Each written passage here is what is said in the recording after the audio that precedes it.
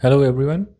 In this video, we will see how ChatGPT can help us in text summarization. There are various use cases of text summarization using ChatGPT. It can summarize executive reports or emails. So before diving into detailed reports, you can read summarized versions to get the gist of the content. If you're interested in stock trading, it can condense lengthy market reports to highlight key trends and events affecting the stock prices. If you are a researcher or an academician, it can provide a brief overview of the study, methodology, and findings of lengthy research papers. ChatGPT can even summarize the content of YouTube videos using plugins. So next time you can decide whether to watch a documentary or not by simply going through a short summary of that video. Now let's take some examples to see how this is happening. Suppose I want to summarize this article. So I was reading this article, maybe I find it a bit too long and I don't have time and I want to summarize this.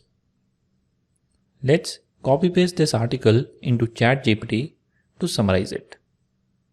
So in the prompt, I write summarize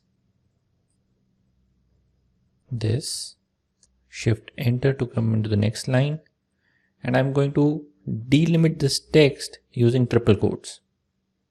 So I'm putting triple quotes, enter, paste the entire text and end with triple quotes. Using triple quotes makes it clear for ChatGPT as what is the text to be worked on. Let's send this. As you can see, ChatGPT has started creating a summary of the article. It is giving us key points related to each section. So it has created section of introduction, benefits, real world applications, and within each point it is giving me the key points covered in that particular section. Even now, you can see that this summary is quite long and it may not be what I want. This brings us to the first best practice when we want to summarize anything. The first best practice is called clear prompting. So instead of vaguely asking the model to summarize a text, we should guide it. For instance, instead of saying summarize this, I will say provide a concise 3-sentence summary for the following text. Now the second most important aspect is to provide the context for summarization so that the summarized version is tailored towards the target audience.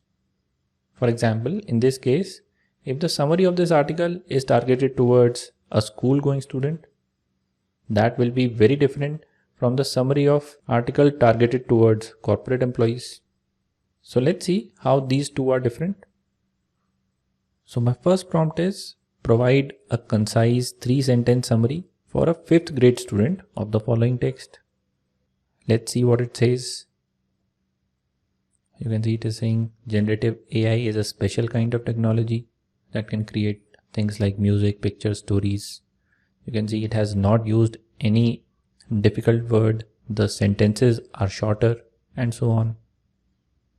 But if I give this same prompt and say that the target audience is experienced IT professional, then the summary will be quite different. Let's see.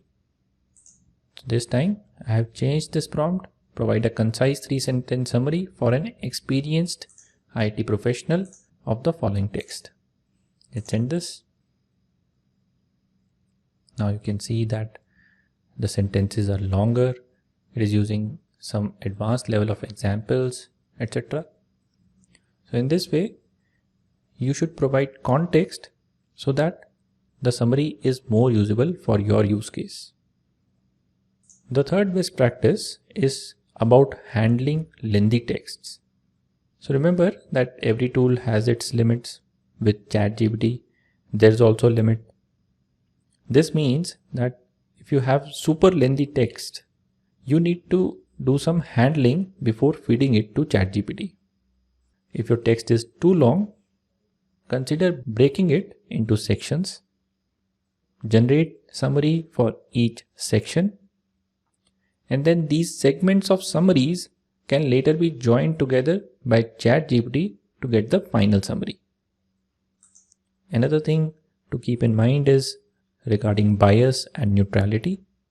AI models, including ChatGPT, may carry bias from their training data. So always approach the summaries with a discerning eye. Review it, and if required, adjust it to ensure objectivity. Along with this, we have to understand that getting a perfect result from ChatGPT is an iterative process. Perfection isn't always achieved in the first go. If the summary isn't hitting the mark, you should refine your approach, maybe rephrase your prompt, or seek to elaborate on specific points. In this way, by using clear prompting, providing context to ChatGPT in your prompt, and by fine-tuning your prompt by using the iterative process, you can get your desired summary. Now, the example that I showed in this video, I was copy-pasting the text into ChatGPT. We can also get direct summaries from PDF files or videos. I'll cover that in the next video. Stay tuned. See you in the next one.